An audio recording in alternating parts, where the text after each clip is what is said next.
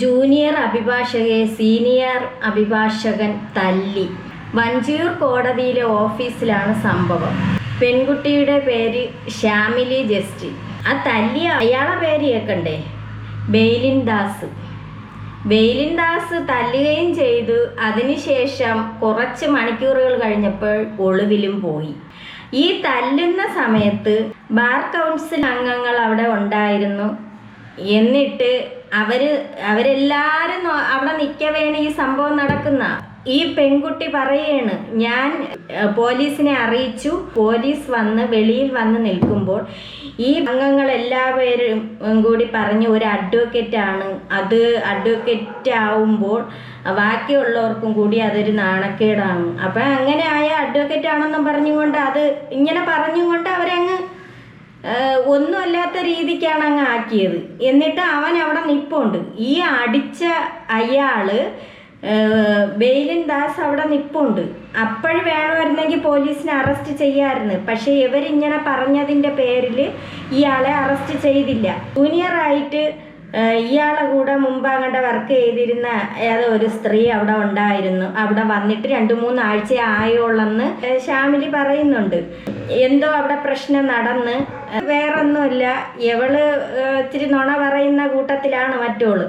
അങ്ങനെ ഇയാളെടുത്ത് എന്തോ എരിയേറ്റി പേപ്പറുകൾ വലിച്ചെറിഞ്ഞെന്ന് അവളെ മുഖത്ത് എറിഞ്ഞു കൊടുത്തെന്നാകാണ്ടൊക്കെ പറഞ്ഞ് മറ്റേ അഭിഭാഷകയുടെ മുഖത്ത് ഷാമിലി വലിച്ചെറിഞ്ഞതായിട്ട് ഇയാളെടുത്ത് പറഞ്ഞു കൊടുത്ത്. ഇയാളെങ്ങോട്ട് എഴീച്ച് നിന്നും കൊണ്ട് നല്ല പൊക്കമൊക്കെ ഉള്ള ഒരുത്തനാണ്.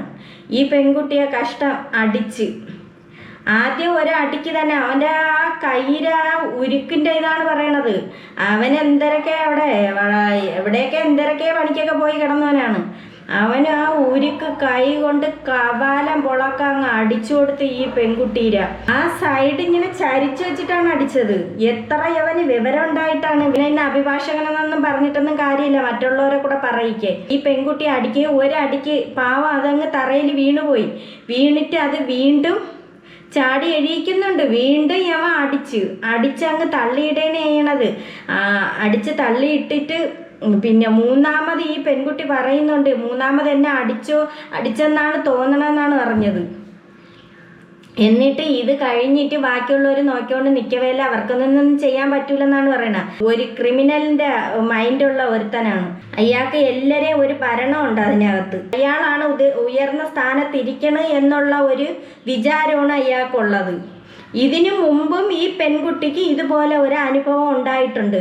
ഷാമിലി കല്യാണം കഴിഞ്ഞ് ഭർത്താവുണ്ട്, ഒരു കുട്ടിയുണ്ട്, 5-7 മാസം.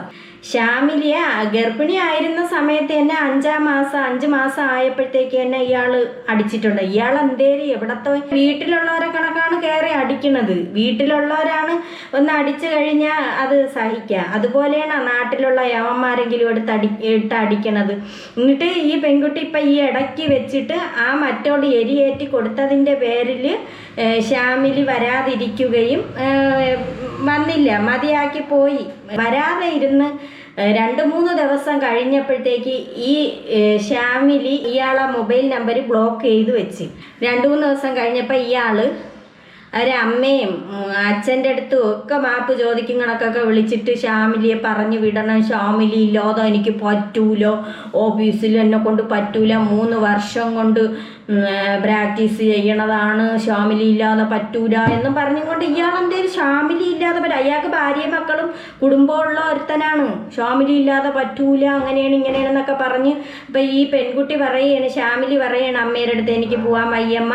ഹോസ്പിറ്റലിൽ പോയപ്പോഴത്തേക്ക് ആദ്യമൊക്കെ പറഞ്ഞ ആരോഗ്യനില വളരെ മോശമാണ് എന്നൊക്കെ ഉള്ള രീതിക്ക് പറഞ്ഞു. അപ്പം അതിനുശേഷം ഇന്നിപ്പം വീണ്ടും ആ കുട്ടി മെഡിക്കൽ കോളേജിൽ പോയി. പക്ഷേ അതിന് ഒട്ടും വയ്യ. ഇവിടെ നിന്ന് ഇങ്ങനെ അങ്ങ് വേദന, കണ്ണിൻ്റെ അവിടെ നിന്ന് അത് പിന്നെ അങ്ങനെ അങ്ങ് രക്തം ചത്തങ്ങ് കറല്ലേ കിടന്നത്. അമ്മ പറയുന്നുണ്ട് കുട്ടിക്ക് പാല് കൊടുക്കാൻ പറ്റണില്ല. അപ്പം ഈ അമ്മേരെ കുറച്ച് വാക്ക് കേൾക്കാം. ആരോഗ്യനില ഇത്തിരി പ്രശ്നമാണ്. ഇന്നലെ വന്നിട്ട് ഒരു വെള്ളം പോലും കുടിച്ചിട്ടില്ല. 7 മാസം ഒരു കൊച്ചു കുഞ്ഞുണ്ട്, അവൾക്ക് പാല് പോലും കൊടുക്കാൻ പറ്റത്തില്ല. ഇന്നലെ ഉറങ്ങാതെ ഞാനും മോനും കൂടെയാണ് കുഞ്ഞിനെ കൊണ്ട് നടന്നതൊക്കെ. പാലൊന്നും കൊടുക്കാൻ പറ്റത്തില്ല, ഒന്ന് എണീറ്റ് പോലും ഇരിക്കാൻ പറ്റാത്ത അവസ്ഥയാണ്. ഭയങ്കര കരച്ചിൽ. ഇന്നലെ ഹോസ്പിറ്റലിൽ പോയിട്ട് വന്ന് ഇന്നിനി മെഡിക്കൽ കോളേജ് ഹോസ്പിറ്റലിൽ പോകണം. അയാളിൽ എന്ത് തെറ്റുണ്ടെങ്കിലും അയാൾ തെറ്റ് ചെയ്തിട്ടുണ്ടെങ്കിൽ ശിക്ഷ കൊടുത്തേ പറ്റൂ. അവളെ പഠനം കഴിഞ്ഞ് ഇറങ്ങിയതിന് ശേഷം ആദ്യമായിട്ട് സാറിൻ്റെ അടുത്താണ് അവൾ പ്രാക്ടീസിന് പോയത്. 3 വർഷമായി പ്രാക്ടീസ് ചെയ്തിട്ട് ഇന്ന് ഒരു ഇഷ്യൂ ഇല്ല. നല്ല ഒരു മനുഷ്യനായിരുന്നു. അവളെ നല്ല മനുഷ്യനായിരുന്നെങ്കിൽ ഇങ്ങനെ ചെയ്യുമോ? അവരെ കുടുംബമായിട്ട് നല്ല സഹകരണമായിരുന്നു, ഭാര്യയും മക്കളുമായിട്ട് സഹകരണമായിരുന്നു, അവരെ ഒരു വീട്ടിലണക്കാണ് കഴിഞ്ഞത്. അപ്പം കൂടുതലങ്ങ് അതായപ്പോൾ അയാൾക്ക് എന്തോ ഇയാളെ മനസ്സിൽ വേറെന്തോ ഇയാൾ ചിന്തിച്ചിട്ടുണ്ട്. ഫാമിലിയായിട്ട് പങ്കെടുത്ത ഒരു മനുഷ്യനാണ്. കാണുമ്പോൾ നല്ല ഒരു സ്വഭാവം. ഞങ്ങൾക്ക് ഇത്ര ഒരു ഗുരുതയുടെ മനസ്സിൽ ഒളിഞ്ഞിരിപ്പെടുന്നു നമുക്കറിയത്തില്ല. ഒരു പുതിയ കൊച്ച് അവിടെ ജോലിക്ക് വന്നിട്ടുണ്ട്.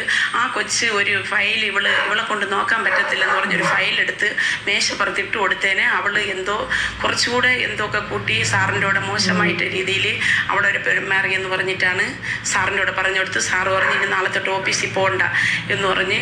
ശരി, അവൾ പോയില്ല. അപ്പോഴും മോള് പറഞ്ഞ് ഇനി പോകുന്നില്ല, അവൾക്ക് ഇനി CA പഠിക്കണം എന്ന് പറഞ്ഞു. അപ്പോഴും ഞാൻ ശരി പഠിക്കുമെന്ന് എന്ന് പറഞ്ഞുകൊണ്ടിരുന്നപ്പോഴാണ് അമ്മയുടെയും ഭർത്താവിൻ്റെയൊക്കെ കാല് പിടിച്ച് ഇയാൾ കരഞ്ഞ് എനിക്ക് ഷാമിലി ഇല്ലാതെ പറ്റൂല, എനിക്ക് ഷാമിലിയെ വേണം, ഷാമിലി വരണമെന്നും.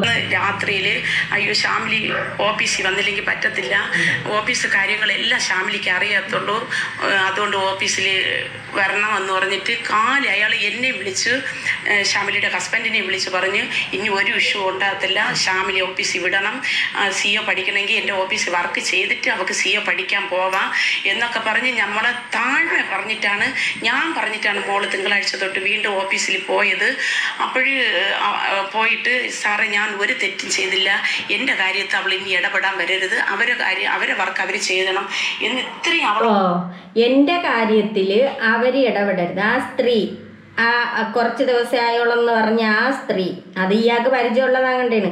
ആ സ്ത്രീ അവർ എൻ്റെ കാര്യത്തിൽ ഇടപെടരുത്, എൻ്റെ കാര്യം ഞാൻ നോക്കിക്കോളാം. അത് അയാൾ പറയേണ്ട ഒന്നീ സാറ് പറഞ്ഞ് വിലക്കണമെന്ന് പറഞ്ഞപ്പോൾ അയാൾ പറഞ്ഞ് അയാൾക്ക് വയ്യ.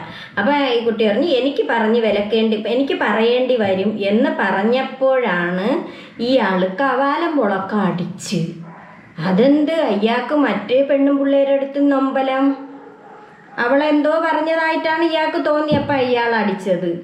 അവിടെ എന്തോ ട്വിസ്റ്റ് ഉണ്ടല്ലോ. ഈ ഷാമിലിക്ക് CT സ്കാൻ ചെയ്ത് കണ്ണിൻ്റെ ഭാഗത്ത് പൊട്ടലുണ്ടെന്നാണ് ഇന്നലെ പറഞ്ഞത്. പിന്നെ അതിനുശേഷം പറഞ്ഞ് ഇന്നിപ്പോൾ പറഞ്ഞ് മെഡിക്കൽ കോളേജിലായിരുന്നു, അതിനുശേഷം പറഞ്ഞ് കുഴപ്പമൊന്നുമില്ല, അടിച്ചതിൻ്റെ വേദനയാണ് ഇങ്ങോട്ട്, പക്ഷെ അനങ്ങാൻ വയ്യ, ഇന്നും അതുപോലെ തന്നെ ഇരിക്കണം. ഇങ്ങനെ ഒരു പെൺകുട്ടി ആയിരുന്നാലും ആൺകുട്ടി ആയിരുന്നാലും ഇങ്ങനെ ചെയ്യാൻ പാടില്ല. ഒരു വിശ്വാസത്തിൻ്റെ പുറത്താണ് പിന്നെ അവിടെ പോണത്, ഒരു സ്ഥാപനത്തിൽ പോണത്. ഇങ്ങനെയൊക്കെ ചെയ്തു കഴിഞ്ഞാൽ പിന്നെന്താണ്? അത് കേട്ട പാതി കേൾക്കാത്ത പാതി എന്നെ ഉടനെ ഓഫീസിൽ വരണ്ടെന്ന് പറയാം. അതിനെ ഞാൻ എന്തുകൊണ്ട് 3 വർഷം ഉണ്ടായിരുന്നതാണ് സാറ്. അവിടെ ഉണ്ടായിരുന്ന മിക്ക ജൂനിയറിനോടും ഇതാണ്, അവിടെ നിന്ന് പറഞ്ഞു വിട്ടിട്ടുള്ള എല്ലാവരോടും അതാ. പെട്ടെന്ന് വിളിച്ചിട്ട് പറയും നാളെ മുതൽ ഓഫീസിൽ വരണ്ട. അവരൊക്കെ പേടിച്ചിട്ട് ഓക്കെ നിർത്തും. ഇപ്പം ഞാൻ 3 വർഷം ഉണ്ടായി, എനിക്കറിയണം എന്ത് കാരണത്താലാണ് എന്നെ പിരിച്ചു വിട്ടതെന്നുള്ളത്. അത് ഞാൻ ചോദിച്ചു. ഞാൻ പറഞ്ഞു ഓക്കെ, അത് സാറ് ഒത്തിരി സോറി പറഞ്ഞു, അമ്മയെ വിളിക്കാം, ഹസ്ബൻഡിനെ വിളിക്കാം എന്നൊക്കെ പറഞ്ഞതിൻ്റെ ബേസിസിലാണ് ഞാൻ തിരിച്ച് ഓഫീസിൽ പോയത്. എൻ്റെ അമ്മ പറഞ്ഞിട്ടാണ് ഞാൻ പറയുക, ഞാനും പോകുന്നില്ല, ഞാനിനി CA പഠിക്കാൻ പോവാം, എനിക്കിനി അത്ര ഇഷ്ടപ്പെട്ട് വന്ന പ്രൊഫഷനാണ്, എന്നിട്ട് പോലും എനിക്ക് വേണ്ട, ഞാൻ CA പഠിച്ചോളാം, എനിക്കിനി പ്രാക്ടീസ് ചെയ്യേണ്ടെന്ന് പറഞ്ഞിരുന്നിട്ടും അമ്മയുടെ നിർബന്ധത്തിന് ഞാൻ തിരിച്ച് ഓഫീസിൽ വന്നപ്പോഴാണ് ഈ അഡ്വക്കേറ്റ് മിഥുനെയാണ് ഓക്കെ സാറിനോട് ഇങ്ങനത്തെ ഒരു നുണ പറഞ്ഞത്. അത് പറഞ്ഞത് ഓക്കെ, അത് അവരുടെ ക്യാരക്ടർ, അവരെനിക്കെതിരെ പറഞ്ഞു. പക്ഷെ അതിലെന്തെങ്കിലും ഒരു സത്യാവസ്ഥ ഉണ്ടോ എന്നുള്ള കാര്യം സാർ അന്വേഷിച്ചില്ല. എന്നോടെന്നല്ല, ഓഫീസിലെ മറ്റൊരു സ്റ്റാഫിനോട് ഇതിനെക്കുറിച്ച് ഒന്നും ചോദിക്കാതെ പെട്ടെന്ന് എന്നോട് നാളെ മുതൽ വരണ്ട. അതെ, പെട്ടെന്ന് കേട്ടപ്പോഴുള്ള ദേഷ്യത്ത്, എനിക്കറിയാം ഇതും സാറ് ദേഷ്യത്ത് ഒന്നും മുൻകൂട്ടി പ്ലാൻ ചെയ്തിട്ടൊന്നും അല്ല. ഈ പെൺകുട്ടി പറയാണ് എനിക്കറിയാം മുൻകൂട്ടി പ്ലാൻ ചെയ്തിട്ടൊന്നും അല്ല, അത് ദേഷ്യത്തിൽ തന്നെ സപ്പോർട്ട് ചെയ്യും കണക്കും പറയണ ഇടയ്ക്ക്. ഞാൻ പറഞ്ഞു സാറ് വാൺ ചെയ്യുക, അപ്പോൾ സാറിന് പറ്റില്ല എന്ന് പറഞ്ഞു. സാർ ഇറങ്ങിപ്പോകാൻ നിന്നു. സാർ എനിക്ക് സംസാരിക്കണം, സാറ് വാൺ ചെയ്യുക, ഇല്ലെങ്കിൽ എനിക്ക് വാൺ ചെയ്യേണ്ടി വരും. ഞാൻ പറഞ്ഞു എൻ്റെ കാര്യത്തിൽ ഇടപെടരുത്, വർക്ക് ചെയ്യാനല്ലേ വരുന്ന, വർക്ക് ചെയ്തിട്ട് പോവാ, എൻ്റെ കാര്യത്തിൽ ഇടപെടരുത്. അപ്പോഴാണ് സാറിന് പെട്ടെന്ന് സാറിൻ്റെ മുന്നിൽ നിന്ന് സാറ് പറയില്ല എന്ന് പറഞ്ഞ ഞാൻ പറയൂല എന്ന് പറയൂല എന്ന് പറഞ്ഞാൽ മറ്റോള് പിണങ്ങുമായിരിക്കും സാറിൻ്റെ അടുത്ത്.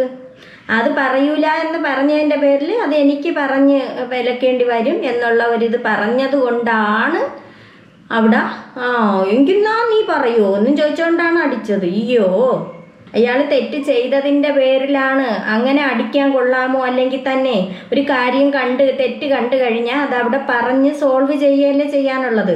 ഇത് എന്തോന്ന് പോക്കൃത്തരമാണ് ഇയാൾ കാണിച്ചത്. അയാൾ ഒളിവിൽ പോയി. അന്നലെ അവിടെ ഉണ്ടായിരുന്നു. ആ സമയത്തൊന്നും അവിടെ ഉള്ളവർക്ക് ആർക്കും എല്ലാവരും കയ്യും കെട്ടി നിന്നതല്ലാതെ അതിനൊരു നടപടി എടുത്തില്ല. പിന്നെ മീഡിയയുടെ മുന്നിൽ ഈ പെൺകുട്ടി പറഞ്ഞതിന് ശേഷം വന്ന് ഇന്നോണ്ട് പറയണ് അതങ്ങനെയല്ല, ഇങ്ങനെയാണെന്നാണ് പറയണത്. ഇന്ന് അവൾ പറയുന്നുണ്ട്, ശ്യാമിലി പറയുന്നുണ്ട്, ഇന്നലെ അങ്ങനെയാണ് സംഭവിച്ചത്, ആരും അതിൽ ഇടപെട്ടില്ല. അതിലുള്ളവരാരും ഇടപെടാത്തത് കൊണ്ടാണ്. ഒരു കാര്യം ചെയ്യണം, സസ്പെൻഡ് ചെയ്തതല്ലാതെ യവനെ കോട്ടൂരി അഡ്വക്കേറ്റ് എന്നുള്ള ആ പദവിയിൽ ആ കോട്ടൂരി മൊത്തത്തിൽ അങ്ങ് മാറ്റി അവനെ ആ ജോലിയിൽ നിന്ന് തന്നെ പിരിച്ചു വിടണം. അവൻ പോയി വല്ല തൂമ്പ എടുത്ത് കിളയ്ക്കാൻ അങ്ങനെ പോട്ട്.